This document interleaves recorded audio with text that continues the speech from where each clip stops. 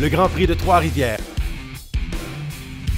Une présentation de Tourisme Québec en collaboration avec Miller Lite et la ville de Trois-Rivières.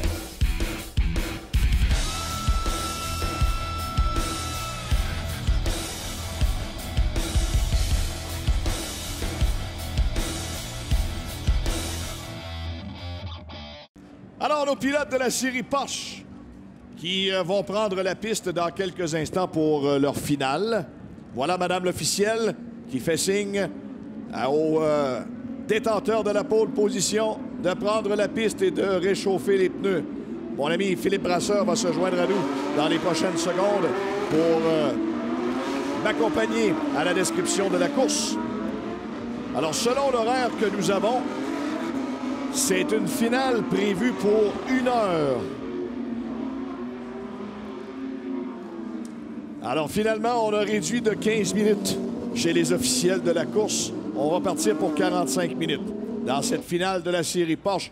Magnifique voiture. Ce sont les deux coéquipiers qui vont partir 1 et 2. Soit l'actuel meneur, Zach Robichon, dans la voiture numéro 98. Et son coéquipier dans la voiture 78, Roman DeAngelis.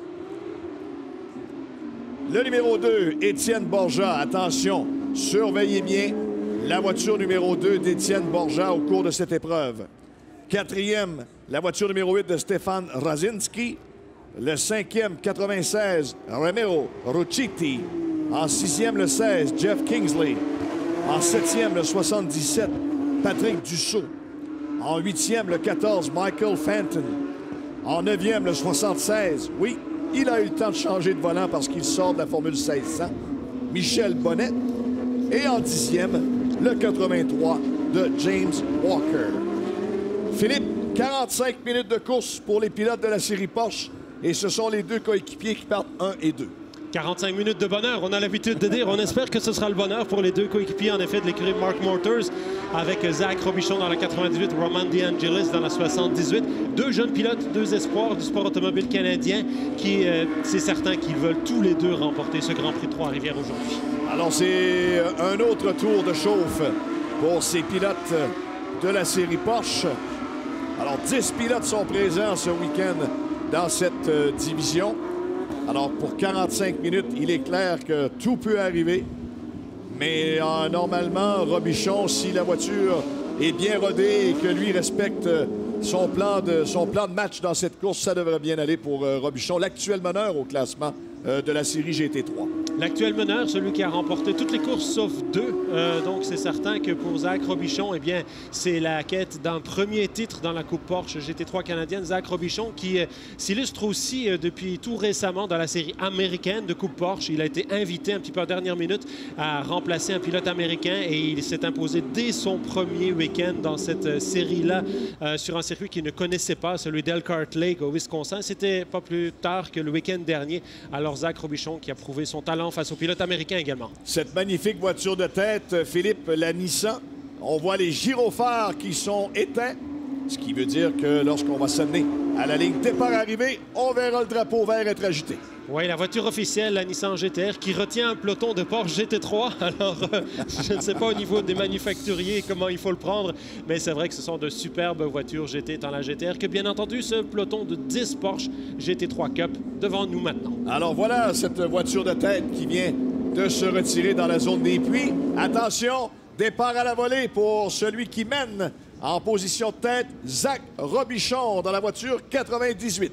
Et pour les différencier, les deux voitures Mark Motors, c'est bien celle de Zach Robichon, c'est celle dont le capot est de dominante verte, tandis que Roman DeAngelis, c'est celle dont le capot avant est de dominante noire. Attention, le vert est donné. On est parti, Philippe, pour les 45 prochaines minutes dans cette finale de la Coupe GT3 Porsche Canada. Oui, avec Stéphane Razinski là, qui tente de faire l'intérieur à Étienne Borja pour lui ravir la 3e place. Étienne Borja, le mieux placé des pilotes québécois dans cette série, qui va devoir concéder une position. C'est Razinski qui passe la porte du Plessis en 3e position. Et Étienne Borja recule d'une position, c'est-à-dire se retrouve 4e. Alors, mais Borja 45 minutes de course, il faudra le surveiller parce que lui, au fur et à mesure où les qualifs avançaient... Oh, Étienne qui vient de toucher un tout petit peu là, Stefan Radzinski. Ça a amené un petit contact avec le mur pour Stefan Radzinski. Étienne est resté derrière afin de ne pas aller chercher un gain de position qui aurait été sans doute jugé illégal par les officiels. Donc là, petit contact déjà entre Radzinski et Borja. J'allais dire pour Borja, 45 minutes, c'est suffisamment de temps parce que les qualifs, plus on avançait dans les qualifs, plus Borja affichait ses couleurs ce matin. Mais on voit qu'Étienne, c'est certain qu'il ne veut pas laisser partir, je dirais comme ça, les deux pilotes Mark Mortars. Et là, il est un petit peu retenu par Stefan Radzinski. Donc pour Étienne, c'est un petit peu normal là, de vouloir très rapidement essayer de reprendre la troisième place à Radzinski. Parce qu'on sait que Robichon et DeAngelis ont deux voitures, mais vraiment qui collent à la piste. Deux voitures rapides. Regardons le contact, comment ça s'est produit. Alors on est au bout de la ligne droite du Carmel. On voit qu'Étienne vient comme pour prendre, il veut se déporter à l'intérieur pour tenter de faire à l'intérieur à Stefan Radzinski, mais il heurte un tout petit peu la voiture de Radzinski. Ça fait en sorte que Radzinski touche le mur très légèrement avec l'arrière de la voiture. Étienne, évidemment, n'en profite pas pour tenter le dépassement parce que ça aurait été effectivement jugé comme un dépassement à ce moment-là, refusé par les officiels de la série. Alors, ce sont justement les deux coéquipiers qui mènent la série depuis le début de la saison. Robichon avec 2,77, DeAngelis avec 2,45, Remo Ruggiti, la voiture numéro 96, qui pour l'instant est cinquième, c'est lui qui est posté en troisième position. Stefan Radzinski qui est devant Étienne Borja. Borja, pardon, est en quatrième place. Et pour Borja, ben oui, il est au classement en 12e, mais c'est parce qu'il n'a fait que le Grand Prix de Montréal. En effet, Étienne qui avait été victime d'un gros accident l'année dernière à Watkins Glen, il avait manqué le reste de la saison. Il est revenu, je dirais, pour le plaisir dans la série pour disputer donc le Grand Prix du Canada sur le circuit Gilles Villeneuve en juin dernier. Et là, eh bien, c'est son deuxième événement dans la Coupe Porsche GT3 Canada cette saison, le Grand Prix de Trois-Rivières.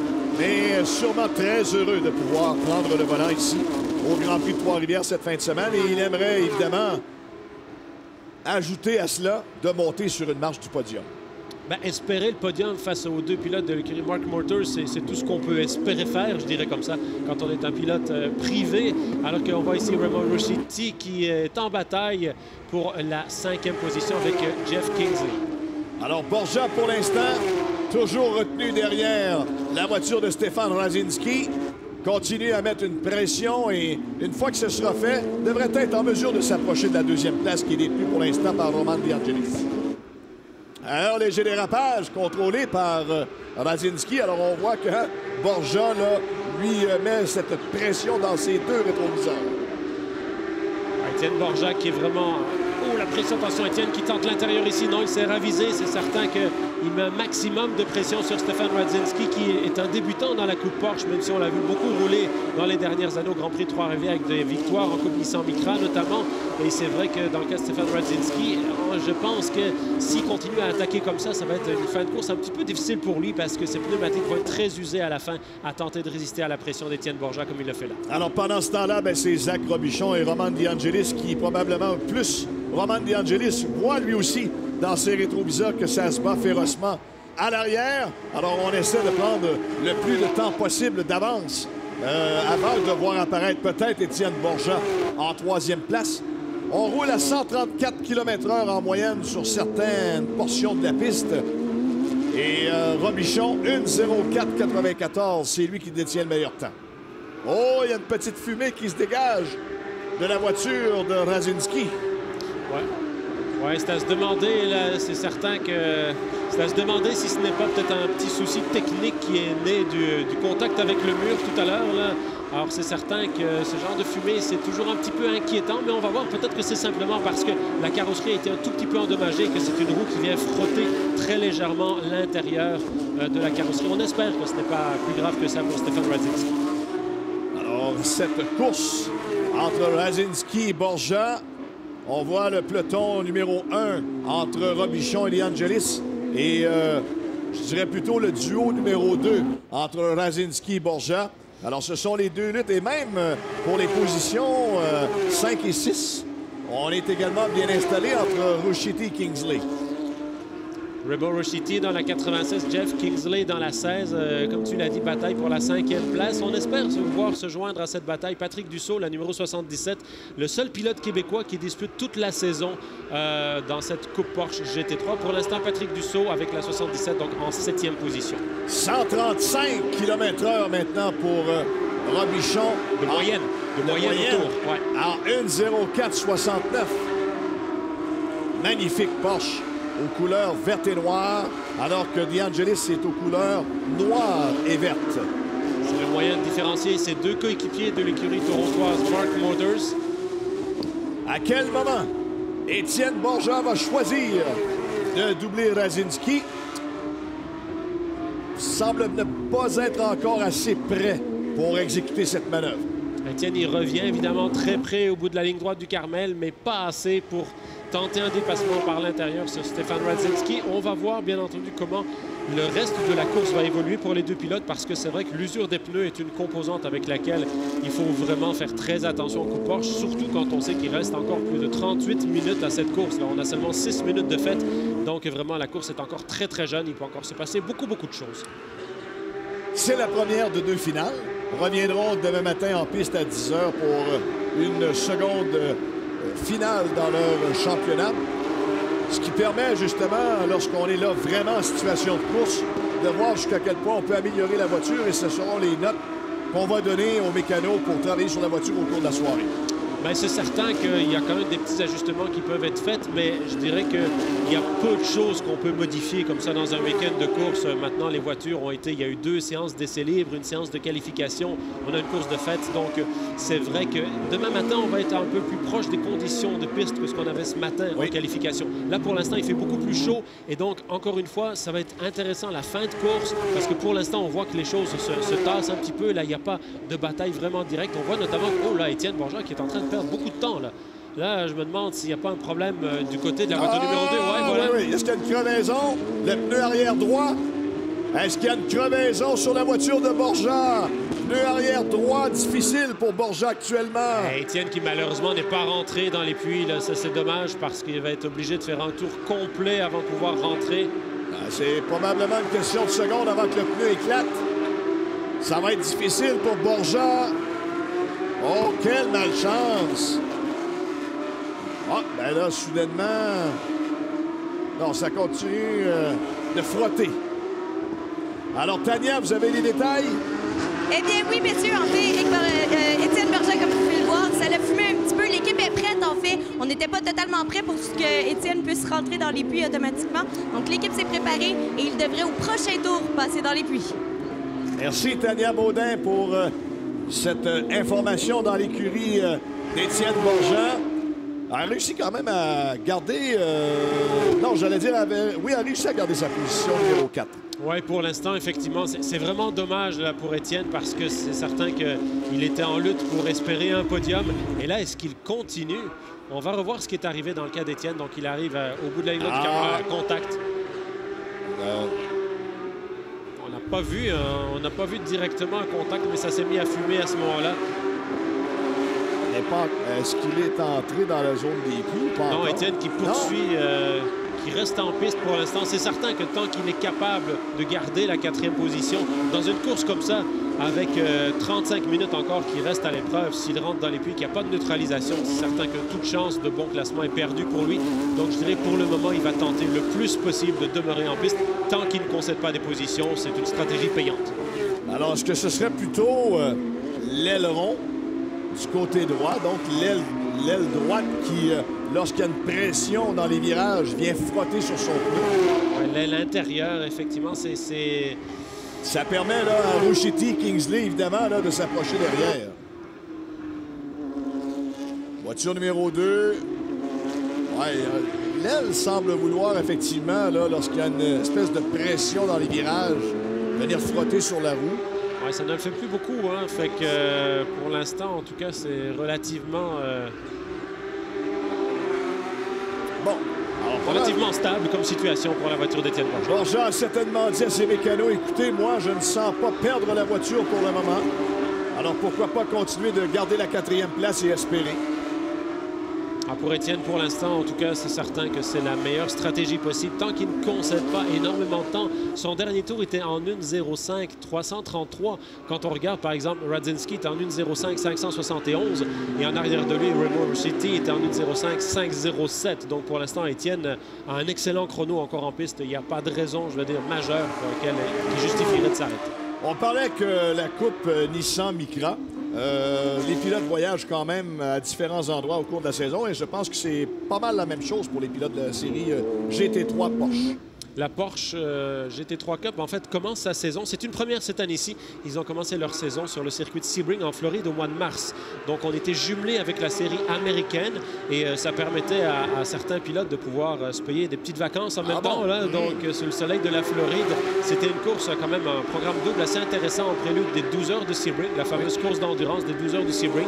Et donc, la saison avait débuté avec cette épreuve donc aux États-Unis. Par la suite, on est venu au mois de mai au circuit de Mosport, le Canadian Tire Motorsport Park en Ontario.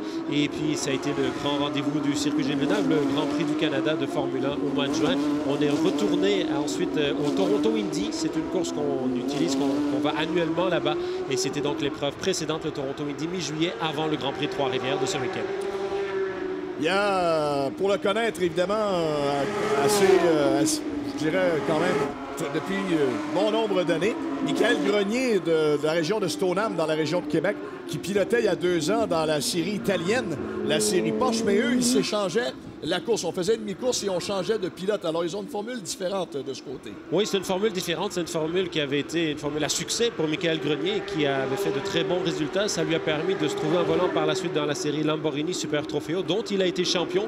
Et puis, cette année, eh bien, il évolue dans la série Blancpain GT en Europe. Il a disputé notamment les 24 heures de Spa. Il roule sur une Jaguar GT3 d'une écurie suisse, le Émile Frey Racing. Oui. Et puis, il a disputé aussi quelques courses, Michael Grenier, en endurance aux États-Unis, dans les 24 heures de Daytona, les 12 heures de Sebring. Et si vous allez sur le site poleposition.ca, une petite plug au site de Pole Position Magazine, ben vous pouvez y lire une nouvelle à l'effet que Michael Grenier va disputer dans 2 semaines les 10 heures de Suzuka au Japon. Donc, une autre course d'endurance pour lui. Alors, vraiment, sa carrière a été bien lancée avec ce retour qu'il a fait à la compétition automobile via la Coupe Porsche en Italie. Absolument, après 3 ans d'absence. C'est toujours Zach Robichon. Meilleur temps lors de la qualif 1.03.56. Dans cette course, c'est 1.04.69, mais toujours à une vitesse moyenne de 135 km/h. Alors, sa Porsche qui tient bien pour l'instant la piste du Grand Prix de Trois-Rivières devant son coéquipier Roman De Angelis qui, lui, est toujours dans les... Non, il a réussi à faire 1.04. Et tout juste en deçà de 1.05. 1.04.99. Oui, 1.04 à 2 millièmes près. Il est dans les 1.04 Roman De Angelis. Mais c'est vrai que quand on regarde les meilleurs chronos, malgré tout, Zach Robichon est en moyenne 2 à 3 dixièmes de seconde plus vite au tour que Roman De Angelis. On l'a dit ce matin, pour ceux qui étaient déjà ici au circuit de Trois-Rivières, au Grand Prix de Trois-Rivières ce matin, Zach Robichon a une technique un petit peu particulière. Il avait fait relativement peu de tours lors de la qualification et ça, c'est pour lui permettre d'économiser le train de pneus parce qu'en Coupe Porsche, il faut disputer la première course avec le train de pneus qui a servi pour les qualifications. Donc, dans le cas de Zach Robichon, il était sûr de son affaire. La voiture était au point. Il connaît bien le circuit de Trois-Rivières. Il a dit, moi, je fais seulement moins d'une dizaine de tours dans la séance de qualification. Ainsi, je garde un train de pneus relativement neuf pour la course, bien entendu. Et ça, c'est payant, mais je dirais que ce n'est pas la seule raison de son succès. Zach Robichon, il maîtrise parfaitement la voiture, la Coupe Porsche, le Grand Prix de Trois-Rivières. Donc, je pense que tous les éléments du succès étaient une fois de plus réunis pour lui. N'anticipons pas, il reste quand même, malgré tout, 30 minutes à la course. Pour Étienne Borja, ça semble pouvoir tenir. On ne voit plus de fumée s'échapper du pneu arrière droit. Toutefois, il a quand même Rougiti qui lui met beaucoup de pression. Beaucoup de pression pour Étienne pour tenter de garder cette 4e position. Ça fait les affaires quand même de Stefan Radzinski, lui qui a failli être le grand perdant de leur accrochage. Alors qu'on parle d'accrochage, c'était entre Michel Bonnet ici et James Walker, le pilote américain, visiblement. Donc, il y a eu contact entre les deux voitures.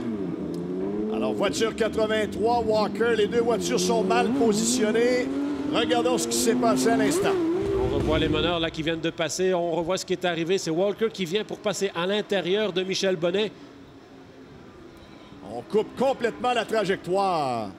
Et c'est de la manière que ça s'est produit entre Bonnet et Walker lors de cette manœuvre de dépassement.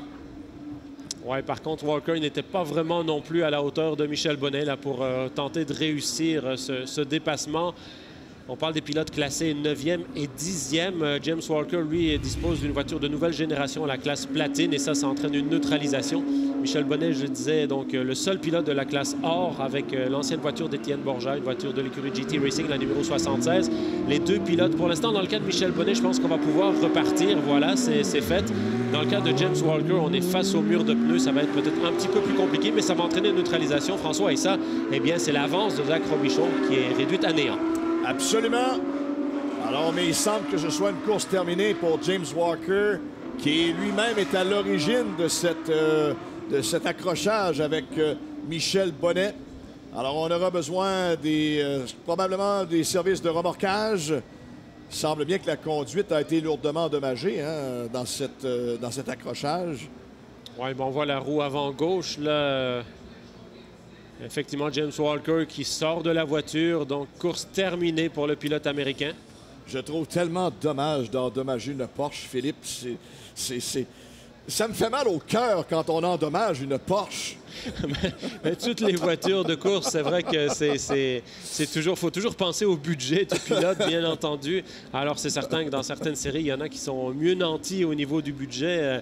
Comme certains le disent parfois, il y en a qui ont plus peur à la fin du monde qu'à la fin du mois. Hein? Mais disons que c'est vrai que dans le cas ici de James Walker, on voit la voiture était vraiment trop endommagée pour qu'il soit capable de la ramener dans les puits. Donc, c'est un petit peu normal qu'on sorte la voiture de sécurité, neutralisation pour cette course. Il y a encore 28 minutes à faire, donc on va pouvoir relancer avec encore beaucoup de temps de piste pour tous les pilotes. Il n'y a pas d'âge qui nous permet de rêver de piloter une Porsche dans la série Porsche. Hein? On a vu ce jeune homme qui suit ça de très, très près, la série Porsche. Des fans, il y en a beaucoup, là, ça c'est certain que ce sont des voitures qui sont superbes, bien entendu, de vraies voitures de course automobile. Il y a deux séries, on va dire, monotypes ici au Grand Prix Trois-Rivières, c'est la Coupe Nissan Micra et la Coupe Porsche. Et ce sont un petit peu les extrêmes, dans le sens où la Coupe Nissan Micra, des voitures toutes identiques, ça c'est le seul lien qu'on peut dire qu'il y a avec la Coupe Porsche, parce que là aussi ce sont des voitures identiques, mais pour le reste, évidemment, les budgets sont complètement différents, les coûts, les performances également.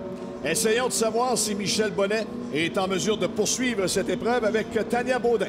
Eh bien, messieurs, ce sera une course qui se poursuivra à 8 voitures puisque Michel Bonnet doit abandonner lui aussi. On s'est assuré du côté de l'équipe que la voiture allait bien et bien évidemment que le pilote allait bien aussi. Ça semble être peut-être le pneu arrière gauche ainsi que probablement la direction. Je vais certainement laisser Michel enlever son casque, prendre ses esprits et on pourra se retrouver un petit peu plus tard.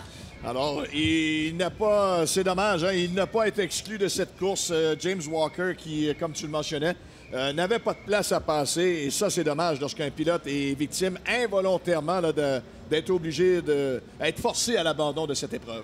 À la défense des pilotes, François, c'est certain que tout se passe en une fraction de seconde. La décision de tenter une manœuvre de dépassement ou pas, ce sont des humains. C'est pas parce que les machines sont superbes et que c'est de la haute technologie que celui qui la conduit, qui la pilote, n'est pas un humain. Et donc, très souvent aussi, ce qui arrive, c'est un peu l'erreur classique, c'est qu'on va à l'intérieur du virage. On espère comme ça pouvoir dépasser, mais on tombe sur la partie sale de la piste, on glisse un petit peu et on heurte le concurrent qu'on voulait dépasser. On va savoir maintenant ce qu'en pense Michel Bonnet. Michel, dis-moi, qu'est-ce qui s'est passé exactement? Pourquoi est-ce qu'on a dû arrêter et pas poursuivre le restant de la course? Je me suis fait raccrocher à l'arrière gauche et ça a cassé la barre en arrière, la sway bar en arrière. Donc, on aurait peut-être pu repartir, mais de toute façon, là, après, la voiture ne se comporte pas normalement et puis ça n'a plus vraiment grand intérêt. Donc, c'est dommage parce que, bon, pour une première en Porsche, je trouvais que ça allait quand même pas mal. Eh bien oui, on en avait discuté deux séries différentes ce week-end. Ça se passe quand même assez bien malgré tout, une à la suite de l'autre. Tu dois être un peu fatigué? Oui, avec l'adrénaline, ça va, là, mais c'est vrai qu'à la fin de la journée, je vais être fatigué. Merci beaucoup, Michel. Parce qu'il y a la chaleur aussi qui est un facteur important, Philippe, là-dedans. Il doit faire extrêmement chaud à bord des voitures. Oui, voiture fermée, en effet, ces voitures GT. Dans certaines séries d'endurance, on fait des très longs relais. On oblige même maintenant à la climatisation. Ce n'est pas le cas dans la Porsche GT3 Cup, bien entendu. Donc, c'est vrai que c'est très, très chaud. Dans le cas de Michel Bonnet, c'est vrai qu'aujourd'hui, c'était la 3e course à son programme. Ne l'oublions pas, il y a eu 2 courses de Formule 1600. Demain, il aura seulement une course de Coupe Porsche puisque la Formule 1600 Canada ne sera pas à l'horaire des activités demain. Alors, pendant que nos véhicules remorqueurs s'affairent à ramener la voiture de James Walker dans les puits arrière, on travail sur la voiture de Michel Bonnet quand même. On voit le pneu gauche légèrement abîmé sur sa voiture. On est encore sur le drapeau jaune. 24 minutes 40 à faire dans cette première finale de la série Porsche, alors que par la suite, nous aurons une deuxième séance de pratique dans le championnat de stock car canadien, la CSCC, qui les pilotes vont se représenter en piste pour venir pratiquer. Et ce matin, Raphaël Lessard a fait donc ses premiers essais dans cette division. Ça a bien été pour lui, mais Jean-François Derry, j'ai fait un tour dans les puits et on est unanime. Il est l'homme non seulement à battre, mais à abattre parce qu'il a remporté les 3 dernières épreuves dans la série du championnat de stock car canadien. Il a une voiture qui vraiment, là, ce matin, dans les pratiques, collait à la piste. Alors, on verra comment ça va se produire tout à l'heure dans la série CSCC, le championnat de stock car canadien. Jean-François Derry qui est aussi à l'aise sur les ovales que sur les circuits routiers. Bien entendu, il a fait beaucoup de courses en circuit routier avant de commencer une très belle carrière dans les séries ce qui roule habituellement sur piste ovale. Et donc, pour lui, le Grand Prix de Trois-Rivières, ce n'est pas vraiment une découverte, je dirais. Donc, c'est certain qu'il est le favori dans cette course-là, tout comme Zach Robichon est le favori ici en Coupe Porsche. Mais François, maintenant, tout est à refaire. On aura une relance. On aura une relance avec 16 tours de complétés pour Robichon et DeAngelis et Rasinski. Est-ce que Borja, la voiture, est revenue en bon ordre pour compétitionner? Attention, c'est Robichon qui donne la cadence. Le vert. Attention à DeAngelis.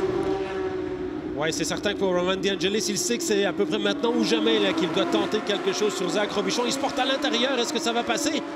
Oh! Attention, compte à compte, les coéquipiers. Dans la porte du Plessis, on doit se ranger. Oui, Roman DeAngelis qui n'a pas le choix là, de laisser Zach Robichon reprendre l'avance, mais c'est passé très serré. Et n'oublions pas, ce sont 2 coéquipiers. Là. Donc, chez Mark Motors, la consigne, elle est très claire. Oui, vous avez le droit de vous battre, mais vous avez interdiction de vous accrocher. Ben non, j'ai déjà mal au cœur qu'une seule Porsche soit abîmée. Il ne faudra pas en abîmer 2 autres quand même. Mais tout ça pour dire que lorsqu'on fait ces manœuvres, Philippe, il faut les faire vite avant la porte du Plessis, parce qu'à la porte du Plessis, ça se complique. Et c'est certain que Roman DeAngelis sait très bien que si il laisse l'avantage à Zach Robichon va pouvoir se sauver en avant comme il l'a fait tout à l'heure. Donc c'est certain que pour lui, c'était vraiment maintenant ou jamais, on va dire, mais le risque d'accrochage était vraiment très grand. Et donc il s'est replacé derrière son coéquipier. Pour Étienne Borja, eh bien, c'est l'occasion peut-être d'aller rechercher cette 3e place qu'il tentait vainement de récupérer tout à l'heure. N'oublions pas qu'il est parti 3e. Étienne Borja a perdu une place dès le départ au profit de Stefan Radzinski. Et maintenant, c'est ça la lutte la plus intéressante, je dirais, qu'il faut suivre aussi, en outre les 2 premiers, bien entendu, c'est cette lutte pour la 3e place entre Radzinski, la numéro 8, et Borja, la numéro 2. Ce qui nous apparaissait, à première vue, être une crevaison sur la voiture d'Étienne Borja, bien, finalement, c'est peut-être un peu une portion de l'aile qui frottait sur la roue, le pneu, pardon, arrière droit. Et il semble, peut-être avec des espèces de bosses qu'il y a en piste, lorsque la voiture saute un peu, bascule, bien, l'aile s'est replacée. Et finalement, ça semble très bien rouler pour Borja derrière Rasinski. Exactement. Tout semble bien aller pour Étienne Borja qui a réalisé juste avant la neutralisation d'excellents chronos. Et là, on le voit, il tient très bien la cadence des meneurs. Donc pour Étienne, c'est tout bénéfice cette neutralisation, bien entendu. Là, ça va être vraiment intéressant de suivre cette lutte qui repart. Nouvelle lutte entre Radzinski et Borja. Alors, dans quelques instants, il va rester encore 20 minutes pour cette finale de la série GT3 Porsche. Et attention à Borja. Est-ce qu'une manœuvre pourrait être exécutée très prochainement? Parce que là, Borja, décidément, met beaucoup plus de pression sur Rasinski qu'au début de la course. On va surveiller le freinage de la ligne droite du Carmel, Étienne Borja, qui est dans l'aspiration de Stefan Radzinski. Très belle bataille entre ces 2 pilotes. Bien mené encore. Et la manœuvre, elle est là. Et Rasinski ne prend pas de chance. Laisse aller dans son élan Borja pour la 3e position. Maintenant, est-ce que Borja a assez de puissance? Est-ce que la voiture est en assez bonne condition pour s'approcher de DeAngelis? Manœuvre parfaite d'Étienne Borja au détriment de Stefan Radzinski. Donc, en effet, comme tu l'as dit, est-ce qu'on peut voir un pilote qui va enfin s'immiscer dans le duel entre les 2 pilotes Mark Motors? Regardons de quelle manière, donc, Radzinski a décidé, finalement, de laisser passer Borja parce qu'il voyait vraiment qu'il était dans son élan. Étienne qui a pris l'intérieur, mais Radzinski est resté à l'extérieur complètement en se disant si Étienne Borja freine un petit peu trop tard, il va comme passer tout droit et là je vais pouvoir reprendre ma position, mais ce n'est pas du tout le cas. C'est pas ce qui est arrivé. Étienne est en plein contrôle et il reprend cette 3e place. Reste à savoir maintenant si Radzinski va conserver cette 4e place parce que Rushiti en arrière semble vouloir se joindre à la joute également. Remo Rushiti qui a remplacé Scott Hargrove, le champion de la série l'année dernière au sein de l'écurie Open Road Racing avec la numéro 96. Est-ce que le pneu de Borja peut être endommagé et est-ce que ça pourrait lui coûter cher d'ici la fin et permettre à Radzinski, là, comme il le fait actuellement, d'essayer de revenir 3e? Radzinski n'a pas abdiqué, c'est certain, ses prétentions d'aller chercher un podium à Trois-Rivières, lui qui en avait conquis plusieurs dans la Coupe Nissan Micra ces dernières saisons.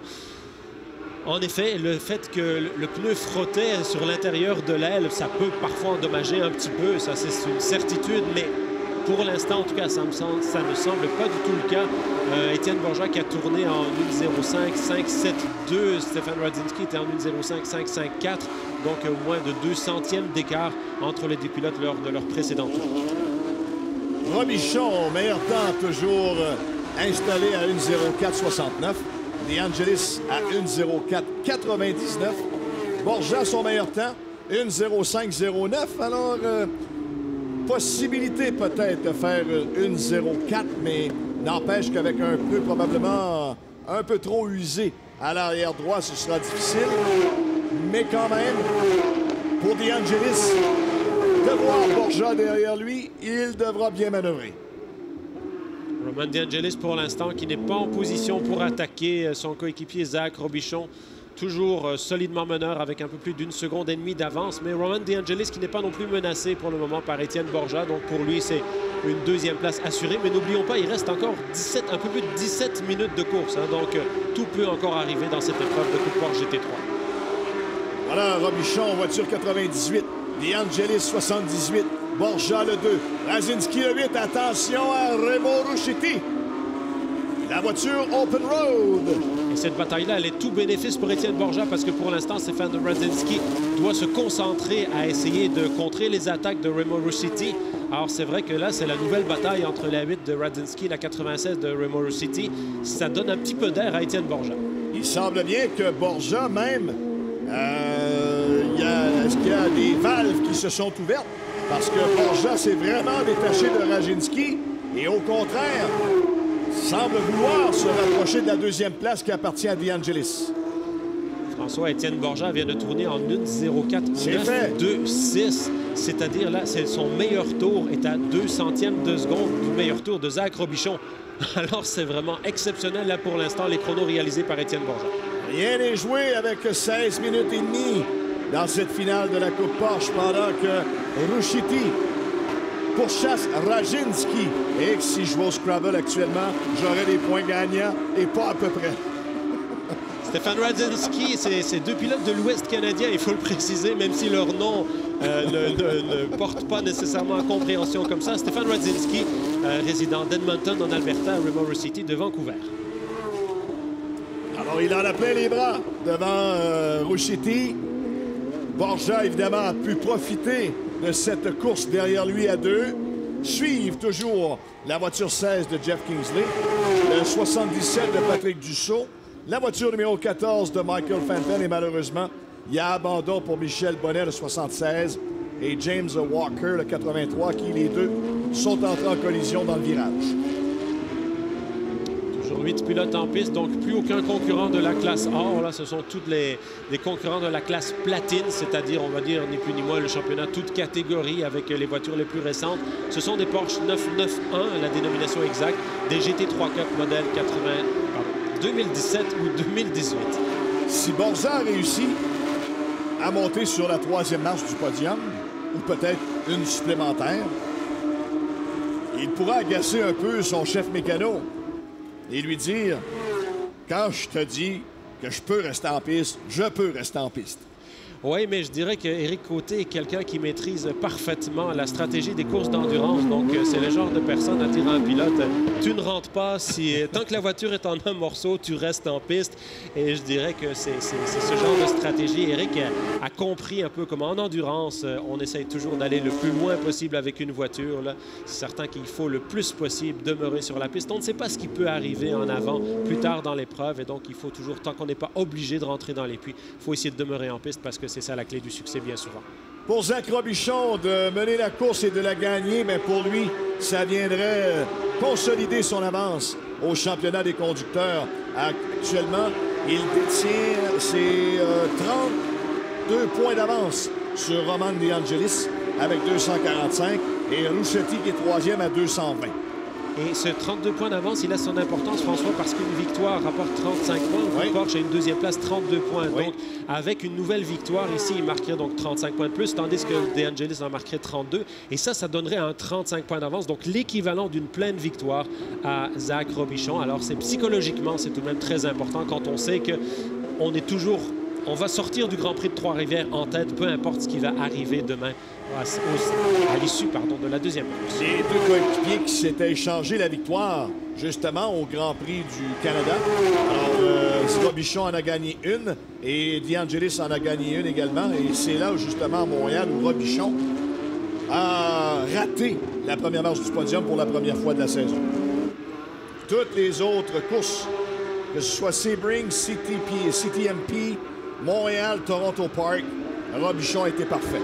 Oui, tout à fait. C'est certain que Zach Robichon est parfaitement à l'aise, connaît le Grand Prix de Trois-Rivières, bien entendu. Mais là, on vous invite à suivre à nouveau cette bataille qui se décide pour la troisième place parce que c'est pas nécessairement acquis pour Étienne Borja. On a vu Stefan Radzinski et Remo Rouchetti revenir assez proche de lui. On est de l'ordre d'écart qui sont autour de la demi-seconde maintenant entre ces trois pilotes. Alors, c'est une belle bataille qui se décide lors des 12 dernières minutes de course. Absolument.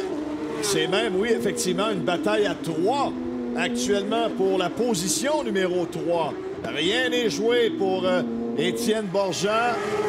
Est-ce que c'est vraiment le pneu arrière droit qui va faire peut-être qu'il pourra être rejoint par Radzinski et Rouchetti? Il a tourné 2 dixièmes de seconde plus lentement que Stefan Radzinski lors du précédent tour. On va voir ce que ça va donner à ce tour-ci. Mais on le voit là visuellement, si vous regardez devant vous, si vous êtes dans l'estrade, dernier virage du circuit Trois-Rivières ou bien sur les écrans géants, vous voyez clairement que Stefan Radzinski est revenu très près d'Étienne Borja maintenant. Tout se joue pour la troisième place actuellement parce que Robichon est bien installé premier. De Angelis, voilà la différence entre les deux. Et attention maintenant pour la troisième. 3 dixièmes de seconde d'écart seulement entre Étienne Borja et Stefan Radzinski. Alors, aucune erreur ne sera permise au pilote Étienne Borja, autant dans les lignes droites que dans les virages, parce qu'il est vraiment là, mais talonné par Radzinski et Rouchetti, avec encore 11 minutes 35 à faire dans cette première finale de la série GT3 en série Porsche. Un tout petit travers de Stefan Radzinski à la sortie là, du virage. Ça devrait donner un tout petit peu d'air à Étienne Borja, mais le tour suivant, ça risque d'être beaucoup de pression pour le pilote québécois. Alors, pour l'instant, une distance qui lui permet de bien contrôler ses virages à Borja, pendant que Rouchetti, c'est plutôt lui qui s'approche de Radzinski. Oui, on vous le disait, là, le petit travers de Radzinski, il a été payant pour Étienne Borja, mais il a été coûteux, évidemment, pour Stefan Radzinski, qui est sous la menace de Remo Rouchetti à nouveau. Ça, c'est un petit peu l'histoire qui se répète d'il y a une dizaine de minutes. Et là, ça donne encore une fois un petit peu plus d'écart. Ça a permis à Étienne d'aller rechercher 2 dixièmes de seconde. C'est pas beaucoup, mais c'est suffisant pour ne pas être sous la menace de Stefan Radzinski au bout de la ligne droite du Carmel. Robichon et De Angelis, en moyenne, tournent à 135 km/h. Borja, Radzinski tourne en moyenne à 134.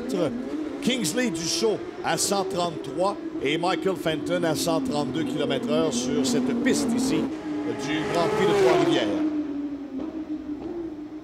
Borja, ça tient bien.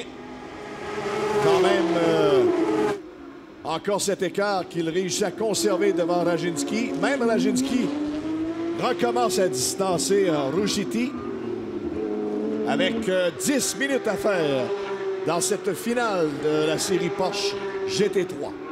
Et on voit clairement pour plusieurs pilotes que les pneus commencent à être assez usés. Ce n'est pas nécessairement le cas pour Zach Robichon qui, on s'en souvient, avait fait peu de tours lors de la qualification. Et donc ça lui permet justement de garder un rythme très constant en fin de course.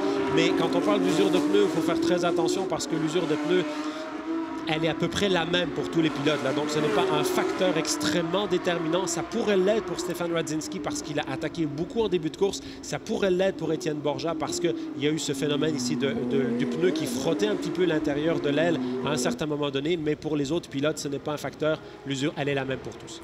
Robichon qui, au fur et à mesure que les tours avancent et que la course achève, il se donne vraiment une avance confortable. Il y a un moment, on l'a vu descendre vers la porte du Plessis. On n'apercevait pas DeAngelis. Là, il y a des images qui nous montrent que oui, on peut voir DeAngelis, mais vraiment l'image de la descente vers la porte du Plessis, on ne voyait plus quasiment DeAngelis derrière Robichon.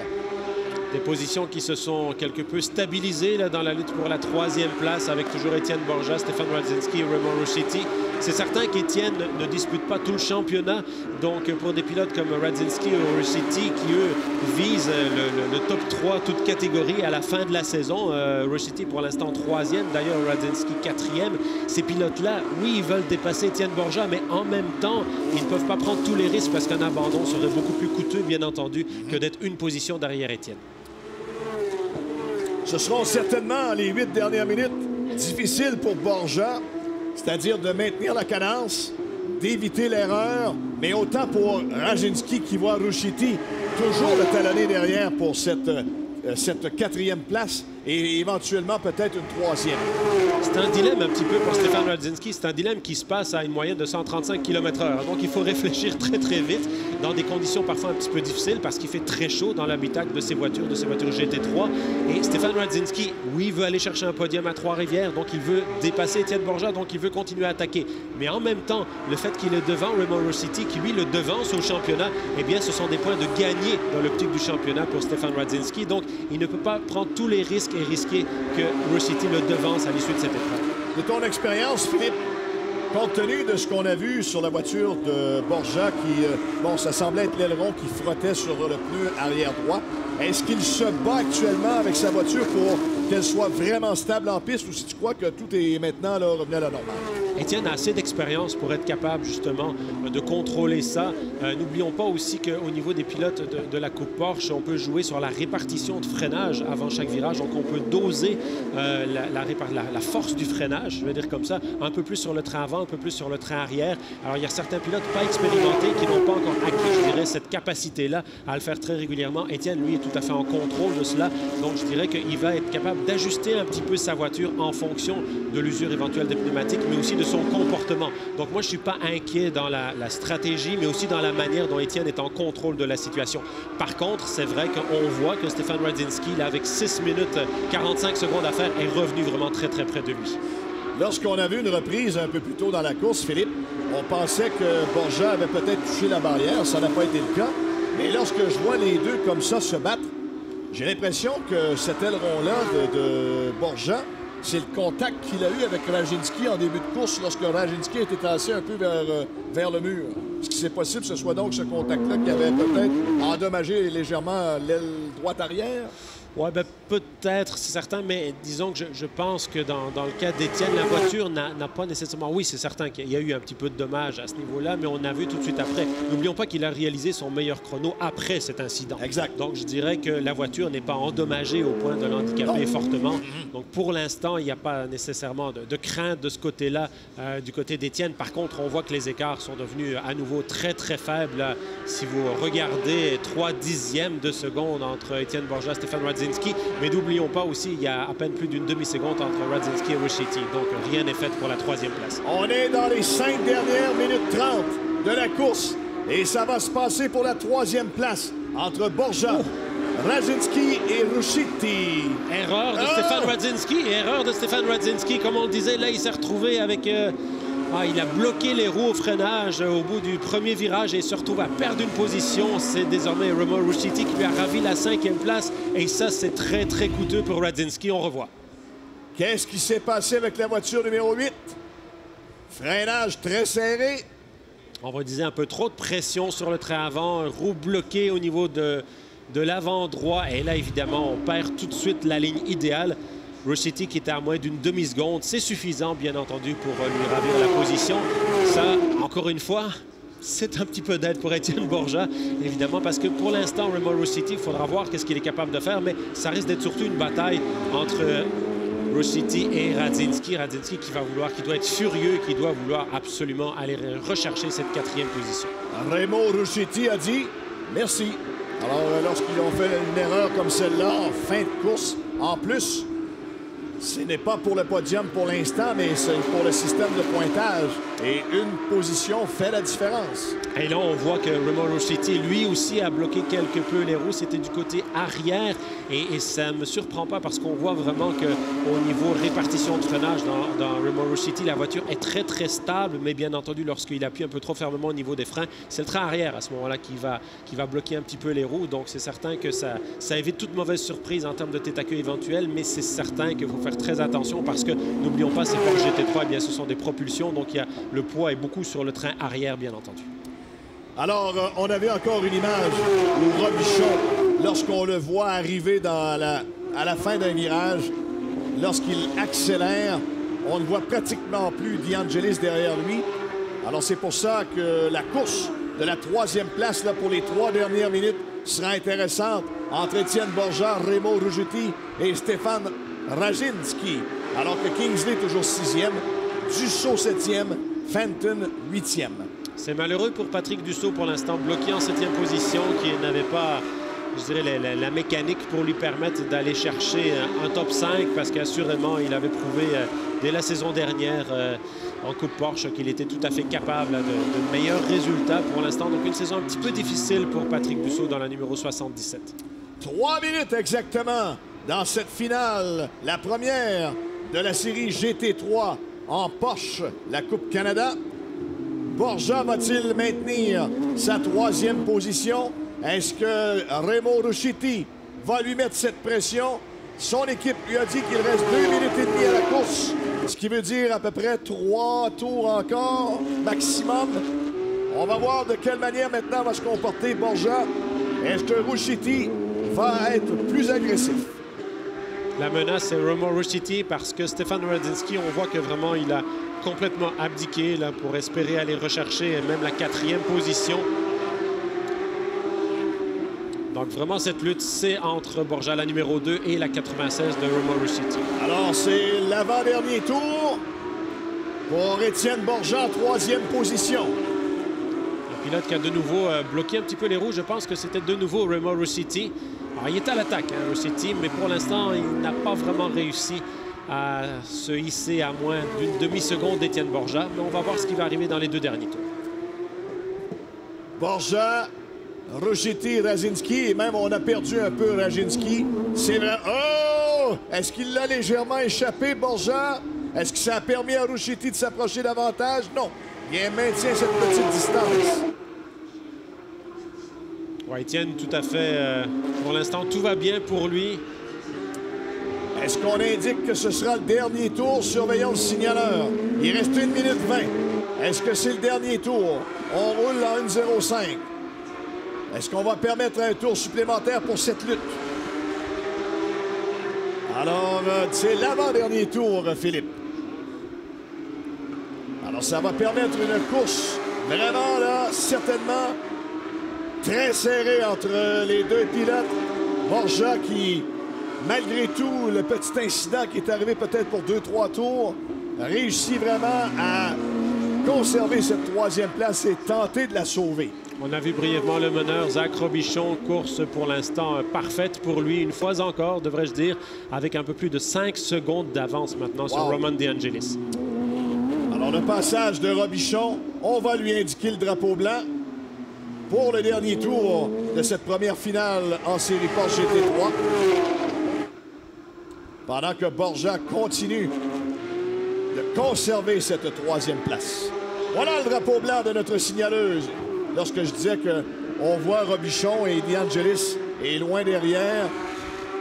Oh, est-ce que Borja doit avoir hâte, justement, de voir le drapeau, pas juste le blanc. Il a hâte de voir le drapeau à damier. Pour l'instant, tout va dépendre de la sortie du virage de la porte du Plessis. Je pense que si Étienne peut avoir une meilleure sortie que Remo Rusciti, ce sera impossible à Rusciti de se coller à lui sur la ligne droite du Carmel. On va voir. Zach Robichon, pendant ce temps, une voiture parfaite, une voiture qui a collé à la piste dès le drapeau vert lors du lancement de la course. Et pour lui, même à la relance, n'a jamais... DeAngelis a essayé un petit mouvement, mais ce fut peine perdue. Robichon s'est sauvé. C'était la seule chance de Roman DeAngelis, effectivement. Et là, on voit qu'Étienne Borja a été capable de garder une petite marge d'avance qui était suffisante pour empêcher Remo Rusciti de tenter une manœuvre de dépassement. Donc, toujours Étienne qui se dirige maintenant vers la 3e place. On espère que pour lui, ça va être correct. Mesdames, messieurs, le meneur au classement, Zach Robichon. Son coéquipier, Roman DeAngelis, est celui qui peut-être se sera battu jusqu'à la toute fin. C'est fait. Le numéro 2, Étienne Borja. Magnifique 3e place pour Étienne. Étienne Borja 3e. Et là, on voit donc le doublé, le nouveau doublé, encore un de l'écurie Mark Motors avec Robichon qui fait signe, qui laisse passer Roman DeAngelis là lors de son tour d'honneur. Encore une fois, une course parfaite pour Zach Robichon. Rusciti termine 4e, et la raison pour laquelle il termine 4e, on le verra très certainement dans le résumé. Une erreur de Raczynski qui a permis à Rusciti de monter au 4e rang, avec Jeff Kingsley qui complète le top 6. Dussault et Fenton terminent 7e et 8e, en rappelant que Michel Bonnet et James Walker, malheureusement, ont été forcés à l'abandon. Oui, accrochage entre les deux pilotes. Pendant que là, on voit donc Zach Robichon lors de son tour d'honneur. Robichon, vraiment une course pour lui qui était parfaite. Ne s'est jamais senti menacé, si ce n'est qu'à la relance où DeAngelis a tenté cette manœuvre. Mais sinon, pour lui, c'était vraiment là, une course qui lui a appartenu du début à la fin. Et ce sera un podium amplement mérité pour le pilote de la voiture 98. Zach Robichon, une 3e victoire en 3, je dirais, en deux week-ends de course après ces 2 week-ends victorieux au Wisconsin. Le départ de Robichon et DeAngelis. Alors, on voit tout de suite Zach Robichon là, qui avait laissé aucune possibilité à Roman DeAngelis de le déborder. Est allé fermer loin à l'extérieur tout de suite pour se hisser et garder cette position de tête. Et alors, voilà. le contact tout à l'heure avec Étienne Borja. Étienne Borja qui s'était fait heurter, en fait, par la voiture de Remo Rusciti à ce moment-là, parce qu'il a freiné pour ne pas davantage pousser Stefan Raczynski. C'est probablement là qu'est venu justement le fait que l'aile arrière droite était quelque peu endommagée. Alors, la voiture 8 de Raczynski, et on voit cette fumée là, qui se dégageait de la voiture de Borja. Et là, le vilain contact entre Walker et Bonnet. James Walker, malheureusement, qui a tenté de dépasser Michel Bonnet à cet endroit-là. Il n'était pas du tout à sa hauteur. Le contact était inévitable et c'est l'abandon des 2 pilotes. La relance, on a vu donc DeAngelis, regardez, tenter de menacer Robichon. Mais Robichon, hein, l'expérience fait qu'il savait où passer, malgré que ce virage à l'intérieur aurait pu être coûteux avant la porte du Plessis. Ben, Zach Robichon a été parfait là-dessus parce qu'il a laissé suffisamment... Il savait que DeAngelis était à côté, donc il n'a pas complètement coupé pour risquer l'accrochage. Mais malgré tout, il n'a pas laissé assez de place après ça. Là, on voit le dépassement, autre dépassement. Lui, il était absolument parfait. Là, c'est le dépassement 100% réussite, celui d'Étienne Borja sur Stefan Raczynski. Il ne servait à rien à Raczynski de tenter de soit bloquer ou couper, parce qu'on aurait eu exactement le même résultat de Walker et Bonnet. Et là, on a vu Raczynski lorsqu'il perd la 4e place, évidemment, au détriment de Remo Rusciti. Et finalement, M. Robichon, qui est venu croiser la ligne d'arrivée et a vu ce fameux drapeau qui lui officialisait sa victoire. Le tableau, ben, il est comme suit. Robichon, DeAngelis, Borja, Rusciti et Stefan Raczynski au top 5.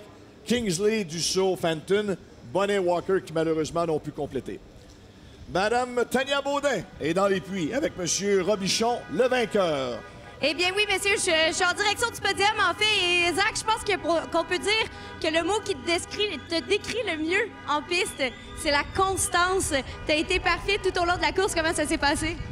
Dès le début, la voiture était très bonne. Donc, pour moi, en avant, c'est sûr avec l'air fraîche, en avant, la voiture était un peu mieux. Fait que j'ai un avantage. Fait que dès le début, j'ai essayé d'avoir un petit gap à Roman. Puis j'ai vu que tant que je sois constant avec les temps, la voiture était très bonne. Puis j'étais capable. Même à la fin, je me suis amusé un peu, une couple de tours, voir comment vite qu'on pouvait aller. Puis on a gardé les pneus. Fait que ça nous a vraiment aidé au long de la course. Donc, un couple de petits changements pour demain. Puis on a essayé de faire la même affaire. Félicitations.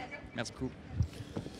Merci, Tania, pour cet entretien avec le vainqueur, Zach Robichon, qui donc a 35 points supplémentaires, Philippe, au classement. 32 pour DeAngelis et pour Étienne Borja. C'est également des points qu'il vient chercher, mais lui n'est pas impliqué, là, si on veut, directement dans le championnat, compte tenu qu'il avait participé strictement au Grand Prix de Montréal. Les points ne sont pas importants pour Étienne. Par contre, aller chercher un podium de cette manière-là, en plus, un podium 1000 fois mérité ici au Grand Prix de Trois-Rivières, ça, c'est la vraie satisfaction. Alors, dans quelques instants, ces messieurs seront récompensés sur le podium du Grand Prix de Trois-Rivières pour vous signaler que dans quelques instants, des voitures Stock Car vont s'amener en piste, c'est-à-dire les pilotes de la série du championnat de Stock Car canadien, la CSCC, où ce matin, Jean-François Derry a affiché ses couleurs. Début du jeune Raphaël Lessard qui a très bien fait. Donald Teege a réalisé des bons temps également. Bref, ces pilotes vont revenir dans quelques instants prendre la piste du Grand Prix de Trois-Rivières. Monsieur Roy, à vous les honneurs pour les présentations officielles. Mesdames, Messieurs, nous allons maintenant procéder à la cérémonie protocolaire de la course Porsche Challenge Canada. En plus du champagne traditionnel, chaque gagnant recevra une montre Rodania. Pour honorer les pilotes, j'invite le directeur du marketing de Porsche Canada, M. Kola Enkus. En troisième position, il est de Montréal, Étienne Borja.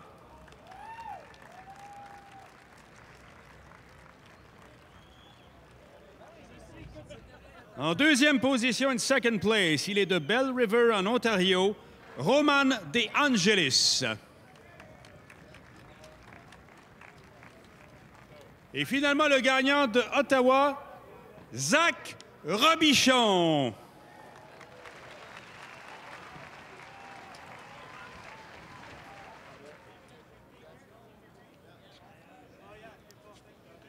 Le Grand Prix de Trois-Rivières, une présentation de Tourisme Québec en collaboration avec Miller Lite et la ville de Trois-Rivières.